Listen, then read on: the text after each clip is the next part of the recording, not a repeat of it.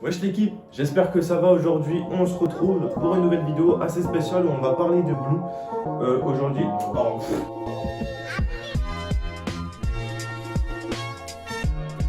l'achat de mon chien, enfin de mon chiot qui est un border collie blanc envahissant, ça m'a coûté 600 €. Donc c'est quand même une bonne petite somme. Pour ceux qui n'ont pas cette somme, c'est assez compliqué. D'ailleurs, je vous conseille pas de prendre un chien si vous n'avez pas de revenus réguliers.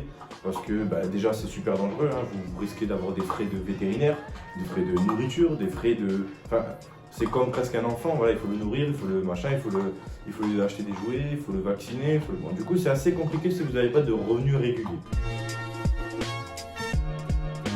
Où est-ce que je l'ai adopté? Je l'ai adopté chez un petit éleveur à Avignon. Alors, je lui demanderai s'il veut que je partage ses coordonnées. Comme ça, vous pouvez vous renseigner auprès de lui si vous avez quelques questions, si vous avez des doutes pour acheter un chien ou tout ça. Voilà, il vous répondra à toutes vos questions. Moi, je ne suis pas professionnel en ça, je ne pourrais pas vous aiguiller à fond. Je vais vous expliquer, c'est très simple. Et à la fois, c'est très compliqué. Donc, je vais vous expliquer.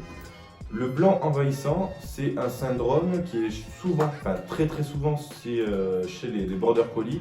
Alors, c'est des chiens qui sont vraiment à éviter. C'est des chiens à éviter si vous avez un élevage de moutons par exemple et que vous voulez dresser votre chien à diriger vos moutons. Je m'explique pourquoi c'est à éviter, c'est parce que ce chien-là, par exemple celui que j'ai, moi, elle est sourde. Et là vous allez me dire, mais ouais, mais pourquoi tu as adopté un chien sourd? Enfin, je vous explique.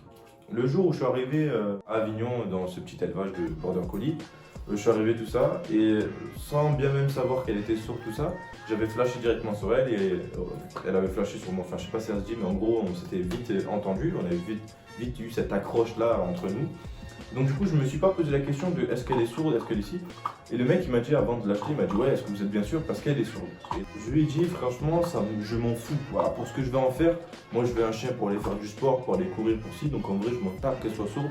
Je préfère franchement, il m'aurait dit qu'elle aurait été aveugle, là ça aurait été un peu plus compliqué parce que c'est toute une autre approche de dressage, toute une autre approche de vie et tout ça, tu vois, c'est compliqué de vivre avec un chien sourd, un chien aveugle, mais un chien sourd en vrai de vrai, c'est pas si compliqué à part concernant le dressage.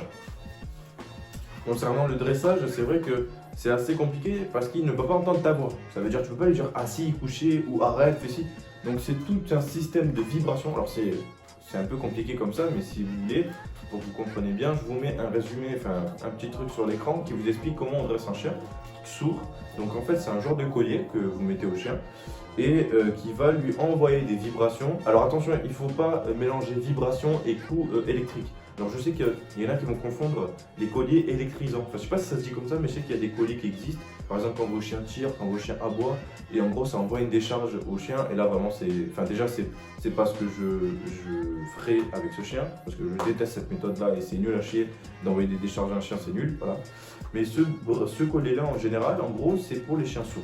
Ce collier là en gros c'est un collier qui envoie des vibrations. Nous, on a une petite télécommande sur le côté et par exemple si on veut lui dire assis-toi, on envoie une vibration, donc ça fait bzzz une fois, tu vois, et là ça va lui dire de s'asseoir. Pareil, si on veut le faire se coucher, on envoie deux vibrations et il va se coucher, ainsi de suite. Donc cette méthode là, franchement, peut-être, moi je me suis pas encore mis au dressage parce que sincèrement, je compte pas faire un chien de cirque avec, tu vois, je compte juste m'amuser, faire du sport, vivre, tu vois, voilà. Mais c'est vrai que c'est assez intéressant de percevoir une autre méthode de dressage parce que moi je connais que la méthode basique qui est assieds-toi, je te donne une croquette, machin.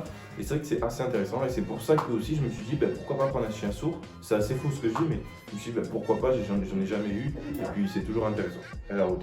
Et puis c'est toujours intéressant de connaître autre chose. Bon les gars, du coup j'espère que cette vidéo vous aura plu, j'espère que ça vous a intéressé, j'espère que ça vous a appris des choses concernant mon chiot et les chiots en général, que ce soit qu'ils soient sourds, aveugles ou normal. Voilà, donc j'espère que ça vous a plu. Moi j'ai kiffé faire cette petite vidéo, voilà, j'ai répondu à quelques questions. Et voilà, ça m'a kiffé, j'ai kiffé, on a tous kiffé, on kiffe tous ensemble. J'espère que vous avez kiffé parce que moi je kiffe, t'as kiffé, moi je kiffe. Allez, ciao.